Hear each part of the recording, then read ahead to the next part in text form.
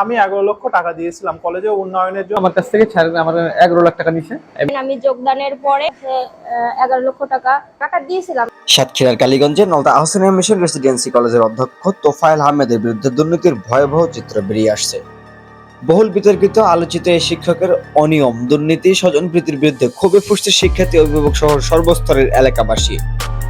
অবিলম্বে তার অপসারণের দাবি করে আন্দোলন কর্মসূচি চালাচ্ছে শিক্ষার্থীরা। এলাকাবাসী থেকে জানা যায় যে কয়েক মাস ভারপ্রাপ্ত অধ্যক্ষ হিসেবে দায়িত্ব পালনের পর তিনি উপাধ্যক্ষ হওয়ার অভিজ্ঞতা সনদ লাভ করে পত্রিকায় বিজ্ঞপ্তি দিয়ে ডামি আবেদনকারীদের সহায়তায় উপাধ্যক্ষ পদে নিয়োগ লাভ করেন। একই দিনে অধ্যক্ষ পদে নিয়োগ পরীক্ষা হলেও অংশগ্রহণকারী 12 প্রার্থীর কাউকে নিয়োগ দেওয়া হয়নি।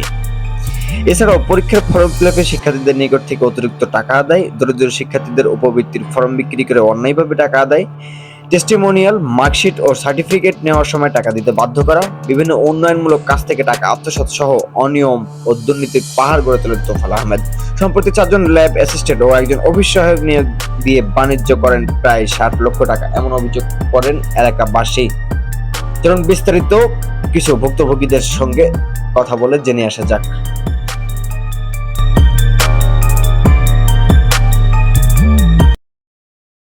তো স্যার আমাকে বলে যে এখানে উন্নয়ন কল্পের জন্য এখানে কিছু মানে করতে হয় আর টাকা দিতে হয় ডোনেশন হিসেবে, যেটা তো আমি সেই লোকটা আমার কাছ থেকে আমার 11 লাখ টাকা নিছে এবং আমাকে এটা বলা হয়েছিল যে কলেজের যে গেটটা এবং নতুন বিল্ডিং হচ্ছে এটা আমাদের টাকাই হবে। তো সেটা এখনো পর্যন্ত জানতাম, কিন্তু বর্তমান পরিস্থিতিতে জানতেছি আসলে সেটা আমাদের টাকা দিয়ে খরচ হয়নি। আমি সুদীপ্ত সরকার, আমি নলতা আহসানিয়া মিশন রেসিডেন্সিয়াল কলেজে আইসিডি ল্যাব অ্যাসিস্ট্যান্টের চাকরি করি। আমি চাকরি পাওয়ার পরে আমি এখানে আমার নিজের আমার কলেজে কিছু বিল্ডিং নাই বা এই গেট টেটগুলো ছিল না বা পার্ক টার্কগুলো ছিল না, এজন্য আমি কলেজের উন্নয়নে আমি 11 লক্ষ কলেজে দান করি। কিন্তু আমি এখন জানতে পারি, আমি যতদূর জানতাম আমার টাকায় কলেজে গেট টেট হয়েছে বা পার্ক টার্ক উন্নয়ন হয়েছে, কিন্তু আমি এখন জানতে পারছি যে আমার টাকায় হচ্ছে আসলে কোনো কলেজে উন্নতি হয় নাই বা স্যার নিজস্ব একার পকেটে গেছে। এটা হচ্ছে আমার তোফায়েল স্যার নিয়েছেন, আমার প্রিন্সিপাল স্যার। তিনি আমাকে চাইছিলেন যে এরকম উন্নয়নের জন্য বা ডোনেশন দিতে হয়, এটা বেসরকারি কলেজ, একটু ডোনেশনের দরকার আছে, না হলে কলেজটা তো উন্নয়ন হয় না। আমরা আশপাশে কলেজের দেখতে পাবো, দেখা যাচ্ছে।